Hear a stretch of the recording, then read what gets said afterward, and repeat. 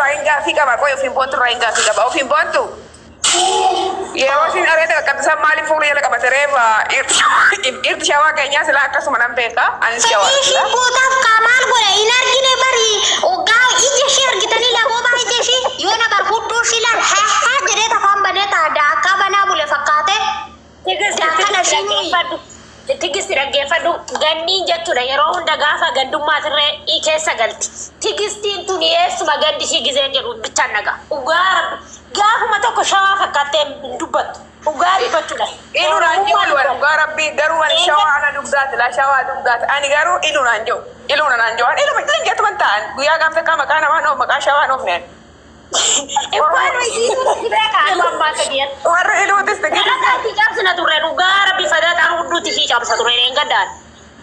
intala shamtuu intala kana maari qaraxiiti akkamitti namni bobaa keessa midhaan godhate akkanatti nyaadha madaamii dhoksadhaatti maal midhaan nu dhawuti madaamii sina siraata nyaanna nu mana madaamii tokko faamoo saara tigistirraa waan anu badde beetta safuu eeggatti dhiira takkaaree hin qabattu mataasaa irriittu arrabsaafaa itti wajjinaa softi dhiira yeroon argutta ani tigisti na bira jirti jedhee ishii jajuuf ofuun ta'e meen arrabsaa dhugaa Yesuus Kiristoos wannan qabuun arrabsaa meetii guyyaa lammaffaa irratti saara koo lammaffaa irratti nama tokko waggaa sagalee taatu Sumashin an ergitu rabbi akka dhadheeto mucaa namicha micayyoo teenya lubbuu mana isaatitti baate akka dhadhee dhiifama gaafattetti ajooftitti xirooftitti salphachuudha qabdi. Majagitti haadha. Miidiyaa kun salphachuu qabdi kan arrabsine intala tokkodha gaana kaastanii dhufnaan hudduutti muka sin cabsina laallu gaana keessan hin barbaannu gaana keessan kan achii ka'ee micayyoo keenya duddan walaa kutte waan hin qabne maqaa beeka ittiin walaa baaste waan mataa gadi qabatteef ishiin hin ta'u ka akkuma dabaaqulaa sin Saamitti halkan karsi ishitu dandeessee biyya Imaaraati keessa jiraattu bakki seentee hattu hin jiru Imaaraat keessa kaameraatu jira. Halkan takkitti taanji nan gaggabe nan beele qanqala haadha raa'u. Dhaggeelli nama guyyaa sadii iyyuu ooltee bulti nyaata malee. Simbontu dhaggeeffadhu dudda kuttee achirraa makiinaa itti bittee ashaangulliitii meeqa kenniteefi waan meeqa itti gootee ababaa bittee kennitee simattee akkas gootee arrabsite. Deemtee hamattee laata. Hawwine kottu seenaa jala jirta. Qoy saara hawwine taa dhuftu. Hawwine waama hawwine too gandummaan benne kottu seenaa jala jirta. Intalli teen jannatteeti abdii boqojjiitini armatu nararra'ee afaantu naal ba'ee dhiifama naa godhattee dhiifama gaafatte. Kottu waan ishiin akkas jettee waamaan nu gaafadha. Intalli haadha raa'u foonitti funaannachaa baate. Mirraacii haadha raa'u mirraacii shamtu mana baakeetiin naantiin maziraa keessatti keessaa mannee durbummaa jedhamu. ufin bontu. As ijoollee kana keessa eenyutu arge namni ganni argitan jirtu as keessa. Ani liifirraa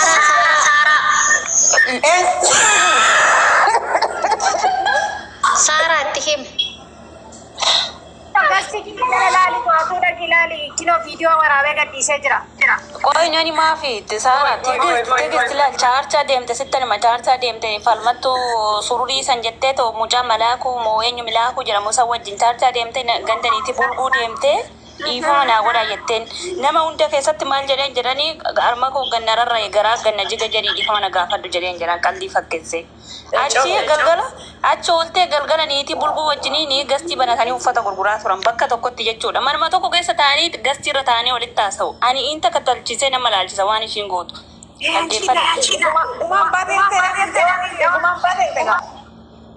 nama kuma sadi walitti qabdee gumaan baate jettee mucaa fiddee gastii irratti fooloo sassaabbachuu jecha gumaan baate dhugaa mucatti ba'e sun eessa ol baateen waa himsitu gumaa maaltu ba'e gumaa maaliif argatte ishiitti mani jidduudhaan Jaldu dhaggeeffadhu wiiti qabadhu yeroo tokko sagaleen akkanuma laal dhaggeeffadha eengadda ijoollee keenya harka isaaniirraa nyaattee akka qabbannee isaan ajjeesan gootee abdii dhiifama gaafattee jawwisaan akka ajjeese jawwisaan du'aatti dhaqe malee hin ajjeesne mucaan kun gammeen du'aatti dhaqe malee hin ajjeese ijoollee keenya shakkamaa gootee harkarraa nyaattee ijoollee keenya deebistee nyaatte Kana gadamuun gandaa jechuudha. Intala harreedhaan guddatte harree nyaatte qoqorte.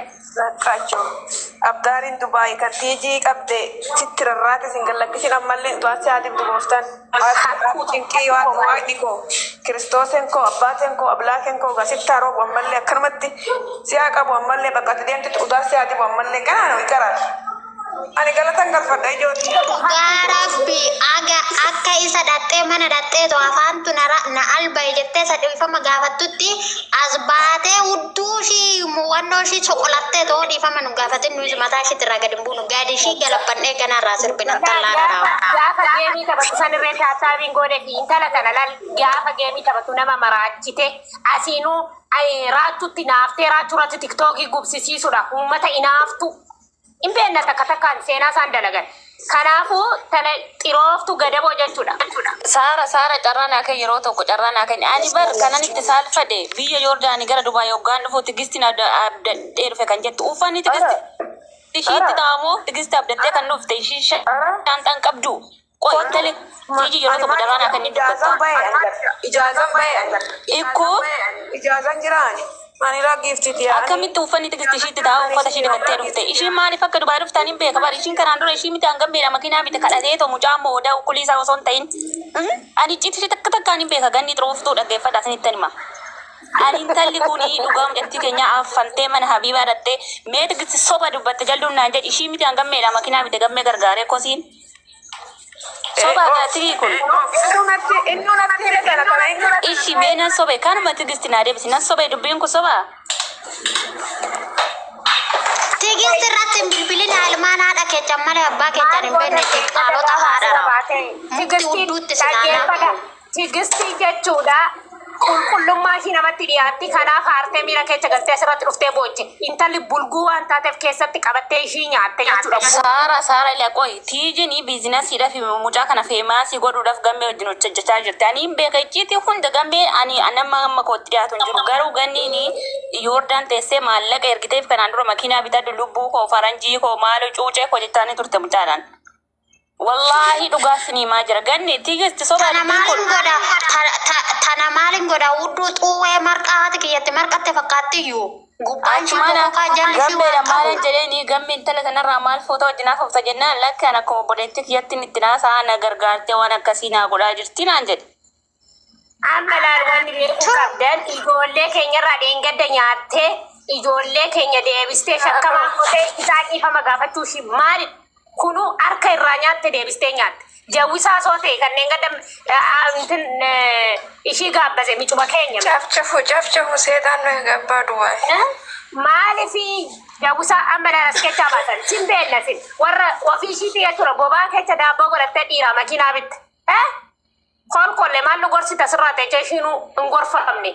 Kana micayyootti gaanaa suura ishii bichaan olatta fi maaloo ofiin boontu tigisti laadhanii buusan. Suuraan ishii bichaan maali nan godhaan wannoo keessatti gabbuufadhee mitoggaana sirraa gadi bu'een gabbuufadha. Kun bee gudiidha lubbu. Kana borqoo akka sareetti gaamtuu namarra qubattu dhiiran jettu dubartiidhan jettu xiqqaadha isaatti qubattu. Dhaggeeffadha kan nagarrame mee tigisti ijoollee baay'ee hojii viidiyoo hojjetti yeroo akkamii gareeda namaa qabattee mataa namaa sukkumtee hin beektu guyyaa takka ilaala intala kan hin fattashe inni irratti iyyuudha dhiira intalli tun dammoo areeda dhiirotaa akkana sukkumte mataa isaanii akkana goggooti maaliif ishiirra barbaachisaa amantiin qabdu intalli kun. Mee jaldu qoy sittan meeshaa sukkumu bichaan taate ija ishii laala gaafa iji ishii labooban ija ishii gadi cabu san bari ishiin jalaan tokko jettaan itti bara gammee suura. Footoosi kan biraa fayyadaman narraa buusaa.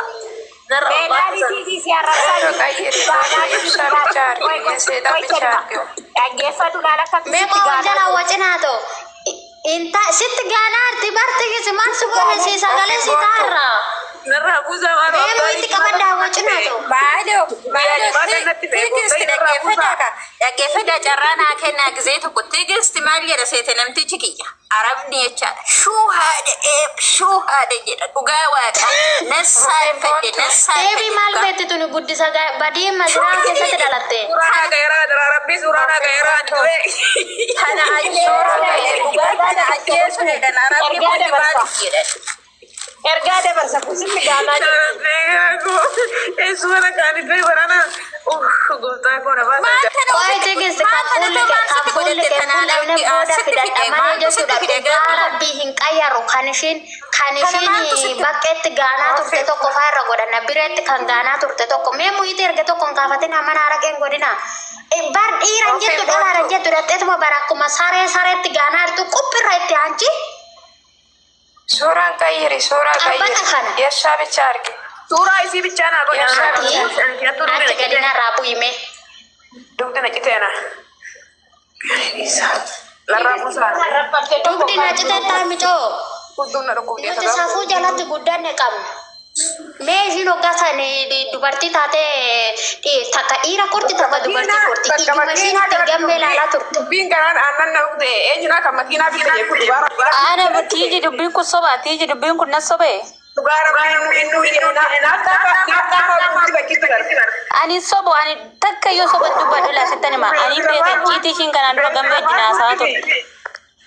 ani dirahama takka habiibti dirahama takka ani teejin dirahama takka geeftiitiya alhamdulillah In beeka tegisti takkaan keessa waan singootan hin beeka ani gammeen gaafadhe bara gammee akka obboleessa dhiyaati maali tegisti biizinasii fi farmaasii godhuuf malee maallaqa ishii baastu akka obbolummaatti waliin jiraanna ganni immoo kanaan dura makiinaa gammeen bitate ishiitu gargaaree bitate gammeen kun gammeen amma dhufee mee soba naanaa jedhu icciiti ishii takkaan harka jira kana Maal isaayyuu meeqaa isaayyuu immoo jechuudha. Ofii boottuu muuyyitu godhadhu saruu koo kana bichaa miti mucaa wayii jechuudha intinaa kana jiraata jumaan jechuudha janee mucaan maallaqa irraa fudhatee makiinaa bitatee raawwatee isaan booda mucaa qaaman asitti wal arganii jiru Dubaayii keessatti udduu ka'ee gaafa san Yoordaanota.